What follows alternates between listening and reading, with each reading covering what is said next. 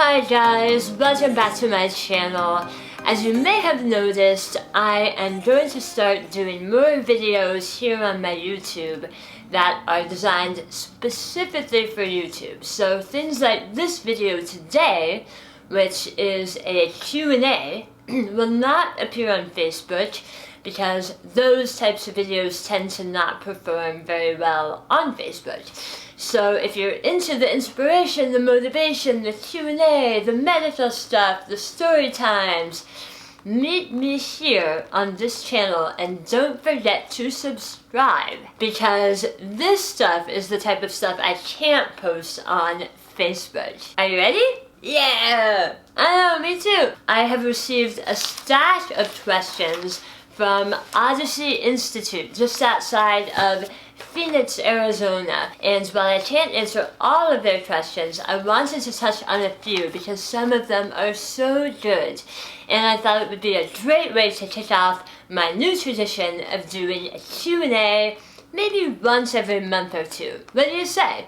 If you're into it, tell me in the comments, and if you want to see a video about something else, let me know about that too. The first question I'm going to start with is a question I often get in my comments, and that is, how did you get cancer? I know that's a huge question, but a really important one. Ever since I was about 17 years old, I've had an autoimmune disorder called lichen planus. I'm going to spell that down on the screen so that you can look it up if you want to. Lichen planus is a condition where the cells of your skin or your tongue start attacking themselves. Just like other autoimmune disorders, it's a response where your body begins to fight with itself, even when there's nothing wrong. You know how your body likes to jump in and fight off a cold or other infections and bacteria? Well, with my lichen planus, my body thought that something was wrong on the side of my tongue, and it continued to start to attack and hurt that part of my body. I tried so many things to quell that autoimmune disorder. I avoided spicy food, I avoided alcohol, I even tried to change my diet to avoid certain foods that people say are triggers for autoimmune disorders. Foods like nightshades, tomatoes, eggplants, goji berries. Who knew? But ultimately, I lived with pain and inflammation developing on the side of my tongue, and that eroded away on my tongue for almost 20 years. Now, none of my doctors will actually say your lichen planus caused your cancer, but I live in my body, and it did. But imagine, I had this patch on the side of my tongue that never healed. Have you ever had a sore in your mouth? Do you remember what it's like when you're not thinking about it, but then you take a sip of something like lemonade, or you take a bite of food that has tomato sauce? It hurts bad. And I lived with that for 20 years before my cancer developed, before a bump appeared that my oral surgeon said felt like cancer. And at the point that it finally happened, I wasn't really surprised. I was scared, I didn't like it, but there was an element of, I sort of figured this might happen. That's how I think I got cancer. When they tested my tumor, I was hoping that I would test positive for HPV in that tumor. HPV tumors are much easier to treat. You want that tumor to test positive for HPV, but mine didn't. That just was what it was, and there was nothing I could do about it. Anyway, I want to move on and choose some of these questions from the kids at Odessey Institute, because these questions are fantastic. So I have a few just right here. This question is from Ryan M. Who and what helped you after your surgery? Ryan, so many people and so many things helped me after my surgery. I felt like the luckiest girl in the whole world. And I know that's not everyone's experience when they get cancer. My friends and my family really came together around me, and they rallied for me very valiantly and they kept my spirits up very high. They came in to play games with me, talk to me, watch something on my iPad with me, or just sit with me while I was sleeping, and it was wonderful. And then when I finally got home, I had my dog Bodie, who stayed by my side every step of the way. He knew that I was hurting, and he would lay next to me, cheer me up, give me licks on the hand and face, and he was my best buddy and continues to be to this day. And of course, the absolute best person in my life was my partner Ricky. And he stayed with me during this whole ordeal. I've heard a lot of stories about people getting sick or having big accidents, and their friends and family don't know how to talk to them afterwards. They don't know how to treat them. And all of those feelings are normal. Ricky made a point to make my life a lot easier while I was dealing with cancer. And again, I know that's not everyone's experience, and I just felt very, very fortunate. This question is from Valeria. And Valeria asks, what or who inspired you with the surgery? And I'm going to assume that she means what or who inspired me to go into surgery with a positive attitude. And the answer to that is one of my heroes. Her name is Amy Purdy. And Amy Purdy, when she was 19 years old, had a bout of bacterial meningitis that caused her to lose her legs. So she actually had her legs amputated. They were taken away. What Amy did after her legs were taken away was absolutely incredible. She became the most decorated female Paralympian in the history of the United States. And she is my inspiration. She is the person I think about when I want to reach my goals and my dreams. And I've read her book. It's called On My Own 2 Feet. And she tells the story about getting bacterial meningitis and then learning how to be a snowboarder. And she ended up winning a bunch of medals, and now she speaks all over the world and inspires other people with physical challenges to go out and achieve their dreams. Truly, she is someone who achieved everything that she achieved in her life because of what happened to her. And I want that to be my story too. I want people to look at my story and say, she thought she was doing great before she got cancer, but look at her now. And I feel that that mindset and that attitude of, why not? Why not me? Why can't I continue to be an actor, continue to be a singer, continue to bring amazing video content to people all over the world? I think that continuing to do those things is the strongest way that I can convey that message to you guys, that you can still achieve your dreams, but life does not end after we have cancer or a disability or a physical challenge. In fact, it can actually enable us to live a better life and maybe even make all of our dreams come true. So thank you, Amy Purdy.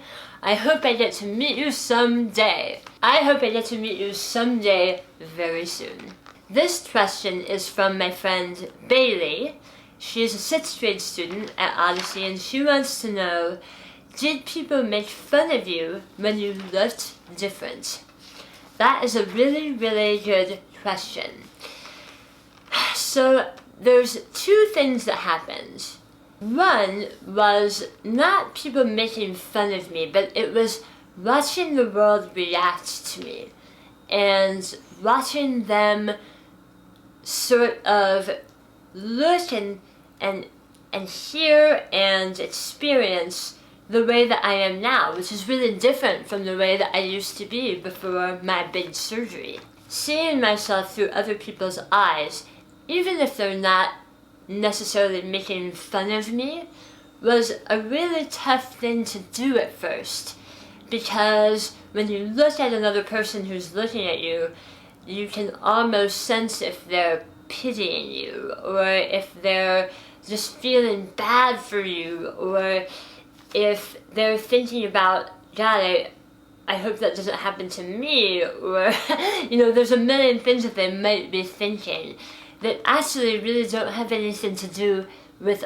me or with us, if it's happening to us.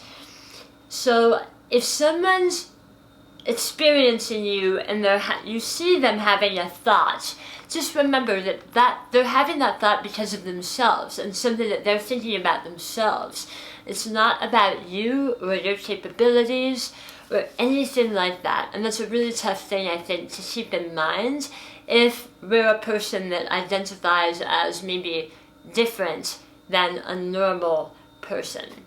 The second thing that happened once I started going online and making videos is that, yeah, sometimes people made fun of me a little bit. And I say a little bit because I can't recall in my memory anyone ever writing a comment that was name-calling or anything really, really nasty. But what people do is they'll say things like, sorry, but I can't understand the words you say. And I'm sorry, but I don't buy that. I know that's not true. It's certainly not true because of anything I'm doing. Because there's 99.9% of you guys out there who understand me fine. You know I have a lisp, you know I speak a little bit differently, and especially if you've been listening to me for a while, you're able to catch up very quickly. So I don't accept when people come at me and say, sorry, like you seem like a really nice person, but I don't get you, I don't understand you.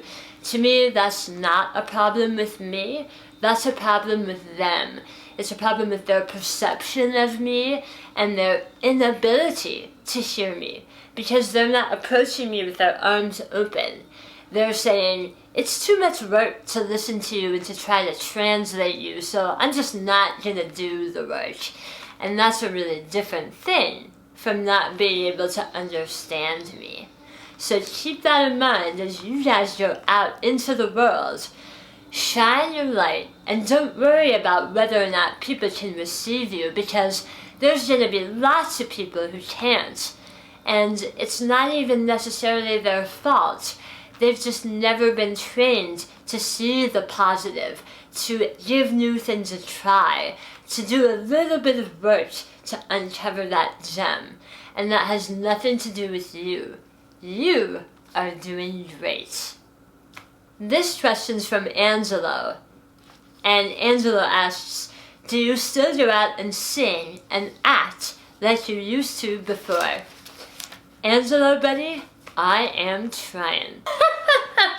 I sure am trying, because like I said before, I think the best way for me to get my message to you is to show you that life really doesn't stop when you get cancer, or when bad things happen to you, or when you suffer some loss. Life is still available to you. Life is still big and beautiful and amazing. And I do want to go out and continue to act, continue to sing, continue to make videos. And even if these videos is the only place where I do that, that's still okay, because I'm gonna keep doing it. I'm going to keep showing you guys that if you're consistent and you have a dream, keep working at that dream. Keep plugging away. Because that is the way that you fill your brain with those positive messages that say, I am valuable, I am worthy of this, I deserve great things, and I can achieve my dreams. We don't have to wait for other people to give us permission to live our dreams, especially in this world where we have social media helping us connect to each other. If you have a dream of acting, singing, or doing anything else, take out your camera and just start doing it. You don't need permission from Hollywood. You don't need permission from Broadway. You don't need permission from anyone in your town. Just do the thing you love and enjoy it. This world needs more people who are just joyful and happy and doing the thing they love. And if you let other people tell you not to do those things, then you're gonna miss out on a huge piece of your heart, a huge piece of joy. So get out there and do it. Just like Nike says, just do it. Yeah, I'm gonna stop there for now, but if you have more questions, please type them into the comments and I'll put them in the next Q&A video that we do right here on YouTube. Don't forget to subscribe. Don't forget to subscribe if you like this video and if you like my other material. Stay in touch, let's be friends. From now on, this channel is going to be so different from what I post on Facebook, and I want to see you guys here and talk to you here as well. Thank you for watching. Bodhi, say goodbye. I'll see you guys in my next video. Bye.